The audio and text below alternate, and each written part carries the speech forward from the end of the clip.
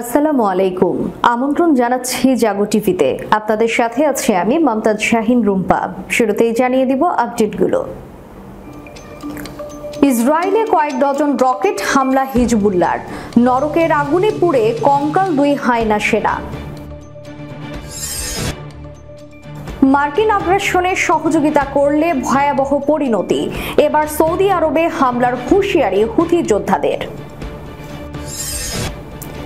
গাজায় ইসরায়েলি কমান্ডোর মাথা উড়িয়ে দিল হামাস। যারা ইসরায়েলকে বাদ দিয়ে শুধু রাশিয়ার নিন্দা করছে তারা ভণ্ড, স্কটিশ ফার্স্ট মিনিস্টার হামজা ইউসুফের মন্তব্য। পশ্চিম তীরে ইহুদি বসতি সম্প্রসারণের নিন্দা ইসরায়েলি জেনারেলের। অবৈধ ক্ষমতা দখলকারীদের পিছু হটতে হবে, ইমরানের হুঁশিয়ারি। দর্শক শুনছিলেন শিরোনাম, এবারে বিস্তারিত। ইসরায়েলে কয়েক ডজন রকেট হামলা হিজবুল্লাহর, নরকের আগুনে পুড়ে কঙ্কাল দুই হায়না সেনা। দেশটির অধিকৃত গোলান মালভূমিতে এই হামলা চালানো হয়েছে। এতে দুজন নিহত হয়েছেন। ইসরায়েলের সংবাদ মাধ্যম টাইমস অফ ইসরায়েলের এক প্রতিবেদনে এই তথ্য জানানো হয়েছে। প্রতিবেদনে বলা হয়েছে, ইসরায়েলের অধিকৃত গোলান মালভূমিতে কয়েক ডজন রকেট হামলা চালিয়েছে হিজবুল্লাহ। এতে দুই ইসরায়েলি নিহত হয়েছেন। সিরিয়ার একটি মহাসড়কে ইসরায়েলি হামলায় হিজবুল্লাহর এক যোদ্ধা নিহতের জবাবে এই হামলা চালিয়েছে তারা। ইসরায়েলের জরুরি উদ্ধার পরিষেবা বিভাগ জানিয়েছে, নিহত দুজনের একজন নারী এবং অপরজন পুরুষ।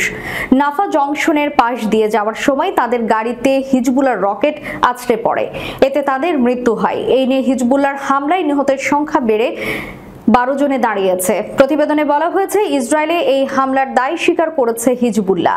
তারা জানিয়েছে, ইসরায়েলি প্রতিরক্ষা বাহিনীর নাফা ঘাঁটিকে নিশানা করে রকেট হামলা চালানো হয়েছে। এলাকাটি ওটাল সম্প্রদায়ের ঠিক দক্ষিণে অবস্থিত। হিজবুল্লাহ জানিয়েছে, দামেস্ক বৈরুত রোডে ইসরায়েলি সেনাদের হামলা ও হত্যাকাণ্ডের জবাবে তারা ইসরায়েলে কয়েক ডজন কাতিউশা রকেট ছুড়েছে। এর আগে গত সোমবার সিরিয়ায় ইসরায়েলি হামলায় ইয়াসির কার্নাবাস নামের এক যোদ্ধা নিহত হন। হিজবুল্লাহ নিজেদের সেনার মৃত্যুর বিষয়টি জানালেও তার পদ বা বিস্তারিত কোনো তথ্য জানায়নি। এর আগে লেবাননে হামলার বিষয়ে ইসরায়েলকে সতর্ক করেছেন দেশটির এক জেনারেল। আইজ্যাক ব্রিক নামের ওই জেনারেল বলেন, হিজবুল্লাহর উপর হামলার জন্য নিরাপত্তা বাহিনীকে প্রস্তুত করার উদ্যোগ নেওয়া হলে তা ইসরায়েলের জন্য আত্মহত্যার শামিল হবে। তিনি বলেন, সাম্প্রতিক মাসগুলোতে গ্যালিলিতে হিজবুল্লাহ কি করেছে সেদিকে নজর দিলে আমরা দেখব তারা বসতিগুলো গুড়িয়ে দিচ্ছে। হিজবুল্লাহর হামলায় হাজার হাজার একর জমি পুড়ে যাচ্ছে। আইজ্যাক ব্রিক বলেন, আজ ইসরায়েলের উত্তরে গাজায় চিত্র দেখা যাচ্ছে। আয়রন ডোম মাসের পর মাস ধরে ড্রোন ক্ষেপণাস্ত্র ও রকেট থামাতে ব্যর্থ হচ্ছে। আমরা প্রতিদিন ডজন ডজন ক্ষেপণাস্ত্র হজম করার জন্য প্রস্তুত হতে পারি না। পরবর্তী যুদ্ধে আমাদের এটি করতে হবে। ইয়েমেনে মার্কিন আগ্রাসনে সহায়তা করলে সৌদি আরবকে ভয়াবহ পরিণতির হুঁশিয়ারি দিয়েছে হুথি বিদ্রোহীরা। হুথি নেতা আব্দুল মালিক আল হুথি বলেছেন, যুক্তরাষ্ট্র ইয়েমেনের বিরুদ্ধে আক্রমণাত্মক পদক্ষেপ নেওয়ার জন্য সৌদি আরবকে প্ররোচিত করছে। এই পদক্ষেপ সৌদি আরবের জন্য বোকামি ও ব্যর্থতা ছাড়া আর কিছু আনবে না। হুথিদের এই হুঁশিয়ারির মাঝেই সোমবার তারা সৌদি আরবের কিছু গুরুত্বপূর্ণ স্থাপনার ড্রোন ফুটেজ প্রকাশ করেছে। জাস্ট ট্রাই ইট শিরোনামের এই ভিডিওতে রিয়াদের কিং খালিদ আন্তর্জাতিক বিমানবন্দর, জেদ্দার কিং আব্দুল আজিজ আন্তর্জাতিক বিমানবন্দর এবং দাম্মামের কিং ফাহাদ আন্তর্জাতিক বিমানবন্দর দেখানো হয়েছে।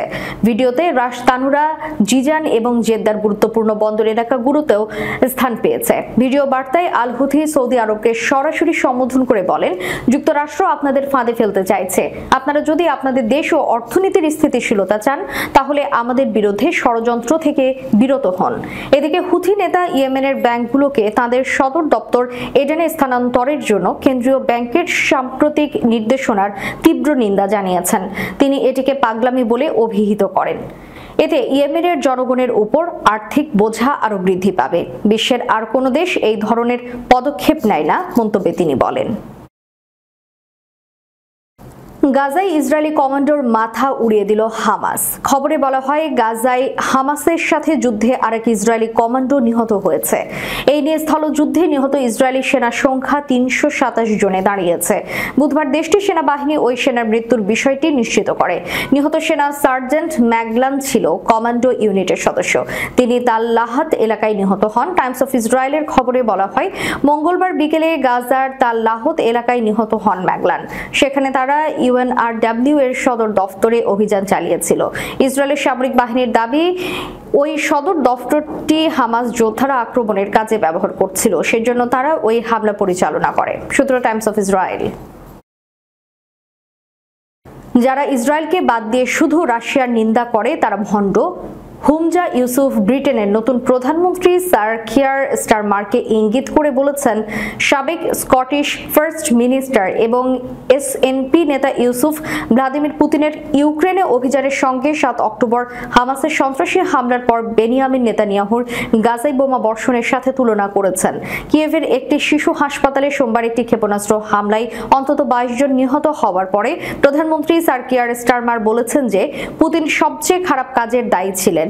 রাশিয়া ওই হামলা করেছে বলে ইউক্রেন দাবি করলেও পরে রাশিয়া প্রমাণ সহ জানিয়েছে যে ইউক্রেনের একটি আকাশ প্রতিরক্ষা ব্যবস্থা থেকে নিক্ষেপ করা একটি ক্ষেপণাস্ত্র লক্ষ্যভ্রষ্ট হয়ে ওই স্কুলে আঘাত হানে।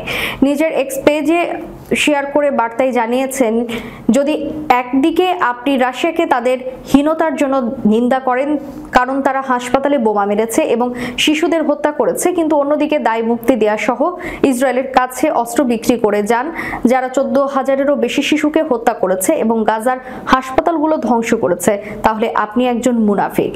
লেবার পার্টি জয়লাভ করলেও সাধারণ নির্বাচনে মুসলিম এবং বামপন্থী ভোটারদের মধ্যে সমর্থন হারিয়েছে যখন তারা প্রাথমিকভাবে গাজায় অবিলম্বে যুদ্ধবিরতির আহ্বান জানাতে অস্বীকার করেছিল। বিপরীতে SNP গত বছরের নভেম্বরে লড়াইয়ের সমাপ্তির দাবি করেছিল এবং একটি সংসদীয় প্রস্তাব করেছিল যা স্যার কিয়ারকে নেতৃত্ব থেকে পদত্যাগের আহ্বান জানায়। সূত্র দ্য টেলিগ্রাফ।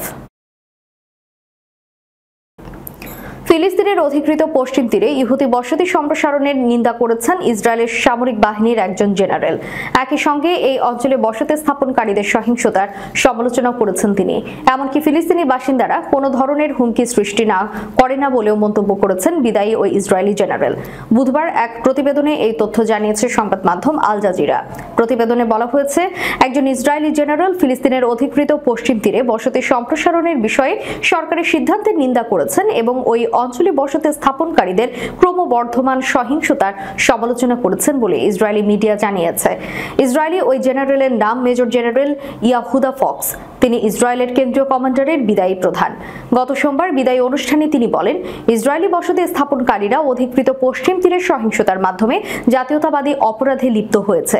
তিনি আরও বলেন, ইসরায়েলি বসতি স্থাপনকারীদের এই কর্মকাণ্ড পশ্চিম তীরে ফিলিস্তিনি বাসিন্দাদের মধ্যে বিশৃঙ্খলা ও ভয়ের বীজ বপন করেছে, যারা কোনো হুমকি সৃষ্টি করেনি। জেনারেল ইয়াহুদা ফক্স বলেন, এটা আমার চোখে ইহুদি ধর্ম নয়, অন্তত যার সাথে আমি আমার বাবা এবং মায়ের বাড়িতে বড় হয়েছি তার নয়। এটা তাওরাতের পথ নয়, এটির মাধ্যমে শত্রুর পথ অবলম্বন করা হচ্ছে। গত বছরের অক্টোবরে গাজায় ইসরায়েলের আগ্রাসন শুরু হওয়ার পর থেকে ইসরায়েলি বাহিনী এবং বসতি স্থাপনকারীরা ফিলিস্তিনের অধিকৃত পশ্চিম তীরেও ফিলিস্তিনি শহর ও গ্রামগুলোতে অভিযান ব্যাপকভাবে বাড়িয়েছে। ফিলিস্তিনি কর্মকর্তাদের মতে, গত অক্টোবর থেকে ইসরায়েলি বাহিনী এবং ভূখণ্ডে বসতি স্থাপনকারীদের হাতে কমপক্ষে 553 ফিলিস্তিনি নিহত হয়েছেন এবং আরও 9,510 জনকে আটক করা হয়েছে। পাকিস্তানের স্বচ্ছ নির্বাচন নিশ্চিত করার জন্য ক্ষমতা দখলকারীদের পিছু হটে যাওয়াটা জরুরি বলে হুঁশিয়ারি দিয়েছেন কারাবন্দী ইমরান খান। দেশটির সংসদীয় দল পাকিস্তান তেহরিক ইনসাফের প্রতিষ্ঠাতা চেয়ারপারসন বলেন, আমরা যদি দেশকে বাঁচাতে চাই তাহলে স্বচ্ছ নির্বাচনের দিকে এগিয়ে যেতে হবে, আর এই ক্ষেত্রে ক্ষমতা দখলকারীদের অবশ্যই পিছু হটতে হবে। সাবেক প্রধানমন্ত্রী মঙ্গলবার রাওয়ালপিন্ডির আদিয়ালা কারাগারে গণমাধ্যমের সঙ্গে এক অনানুষ্ঠানিক আলাপকালে জোরালোভাবে এসব কথা বলেন। পিটিআই প্রধান এই সময় দেশের জাতীয় ঋণের তীব্র বৃদ্ধির কথা তুলে ধরে বলেন, 2021 সালে এটি ছিল 2.8 ট্রিলিয়ন রুপি, কিন্তু 4 বছরের মধ্যে এটি 8 থেকে 9 ট্রিলিয়ন রুপি বেড়েছে। ইমরান খান এই সময় সব ক্ষেত্রে ব্যর্থতার জন্য বর্তমান সরকারের সমালোচনা করে বলেন, বর্তমান সরকার পাকিস্তানের আশা ধ্বংস করে দিয়েছে, এই সরকারকে কেউ আর বিশ্বাস করে না। সাবেক এই প্রধানমন্ত্রী এই সময় সাধারণ মানুষের উপর গুরুতর অর্থনৈতিক বোঝার কথা উল্লেখ করে বলেন যে গরিবদের উপর মাত্র 2,000 টাকার ঋণ ছিল, তারা এখন 10,000 টাকার ঋণের সম্মুখীন। পূর্ববর্তী একটি মিডিয়া আলোচনায় IMF দেশের সমস্যাগুলো সমাধান করতে পারে না বলে জোর দিয়েছিলেন ইমরান খান। তিনি দৃঢ়ভাবে বলেন, এর সমাধান একমাত্র সুষ্ঠু ও স্বচ্ছ নির্বাচনের মধ্যেই রয়েছে।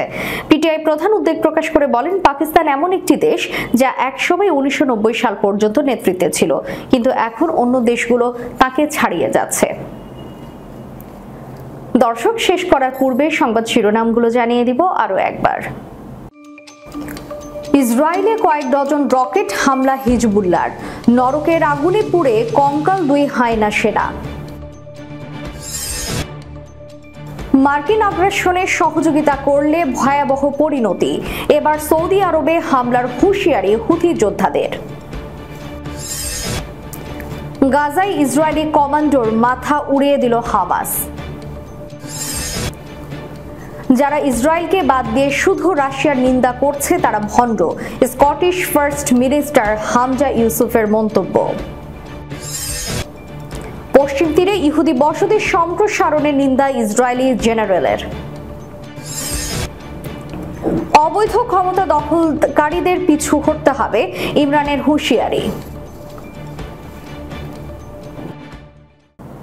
এতক্ষণ আমাদের সাথে থাকার জন্য ধন্যবাদ। আল্লাহ হাফেজ।